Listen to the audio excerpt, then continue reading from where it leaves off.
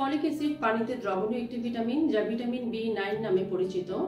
যেহেতু এটি পানিতে দ্রবণীয় ভিটামিন, তাই এটি আমাদের শরীরে জমতে পারে না এবং সে কারণে প্রতিদিন ফলিক অ্যাসিড খেতে হয় এর ঘাটতি পূরণ করার জন্য। গর্ভাবস্থায় গর্ভবতী মা এবং গর্ভস্থ শিশুর জন্য ফলিক অ্যাসিড একটি অত্যন্ত গুরুত্বপূর্ণ প্রয়োজনীয় পুষ্টি উপাদান। শিশুর বৃদ্ধির জন্য ফলিক অ্যাসিড খুবই গুড রোল প্লে করে। এটি প্লাসেন্টা বা গর্ভফুলের সতেজতা, সক্রিয়তা, কার্যকারিতা ও সুস্থতা বজায় রাখে। প্লাসেন্টা যদি দুর্বল হয়, শিশু দুর্বল হবে এবং সঠিকভাবে বিকশিত হবে না। আমরা জানি একজন গর্ভবতী মায়ের ফার্স্ট ট্রাইমেস্টারে প্রথম 3 মাসে তার বাচ্চার যে সঠিক একটা আকৃতি আসবে, তার যে অঙ্গ প্রত্যঙ্গের যে ঘটনটা সেটি কিন্তু হয়ে যায়। এই সময় যদি ফলিক অ্যাসিডের ডেফিসিয়েন্সি থাকে তাহলে বিভিন্ন ধরনের কমপ্লিকেশন হতে পারে। কি ধরনের কমপ্লিকেশন হতে পারে? তার নিউরাল টিউব ডিফেক্ট হতে পারে, তার মেরুদণ্ডের গঠন সঠিকভাবে হবে না, তার মাথার খুলির হাড় এবং ব্রেইনের যে গঠনটা সেটাও সঠিকভাবে তৈরি হবে না।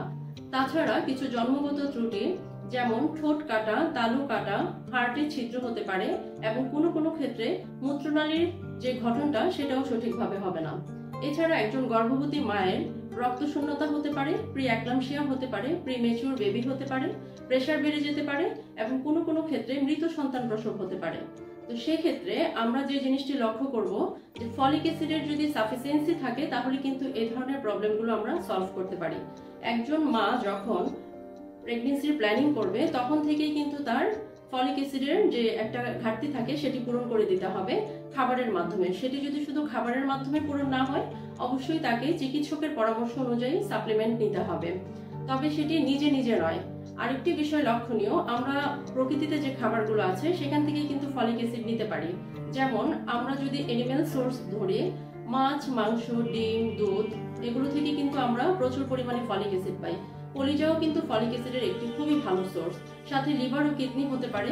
তাছাড়া প্ল্যান্ট সোর্স যদি আমরা বলি, বিভিন্ন ধরনের বীজি, বিভিন্ন ধরনের ডাল, বিভিন্ন ধরনের বাদাম, এগুলোতে কিন্তু প্রচুর পরিমাণে ফলিক অ্যাসিড থাকে। মটরশুঁটি এবং সয়াবিন খুব ভালো একটি সোর্স ফলিক অ্যাসিডের। তাছাড়া পালং শাক এবং ব্রোকলিও কিন্তু খুবই ভালো একটি সোর্স। আমরা প্রতিদিন 1 থেকে 2 রঙের সাইট্রাস ফল আমাদের খাদ্য তালিকার মধ্যে রাখবো, কারণ সাইট্রাস ফল টক জাতীয় ফলগুলোর মধ্যে প্রচুর পরিমাণে ফলিক অ্যাসিড থাকে। তবে সুস্থ একটি প্রেগন্যান্সির জন্য সবসময় আপনার মাথায় রাখতে হবে প্রত্যেকটা নিউট্রিয়েন্টের যেন কোনো ধরনের ডেফিসিয়েন্সি আপনার বডিতে না থাকে। আর সেই কারণে আপনাকে অবশ্যই একজন চিকিৎসকের পরামর্শ অনুযায়ী সঠিক গাইডলাইন ফলো করতে হবে, কারণ একজন চিকিৎসক আপনার বর্তমান কন্ডিশন এবং পাস্ট হিস্ট্রি দেখে এবং আপনার কোন ধরনের ঝুঁকি আছে সেই সবকিছু অবস্থা বুঝে কিন্তু আপনাকে সঠিক একটি গাইডলাইন দেবে। আশা করি সবাই বুঝতে পেরেছেন। ধন্যবাদ।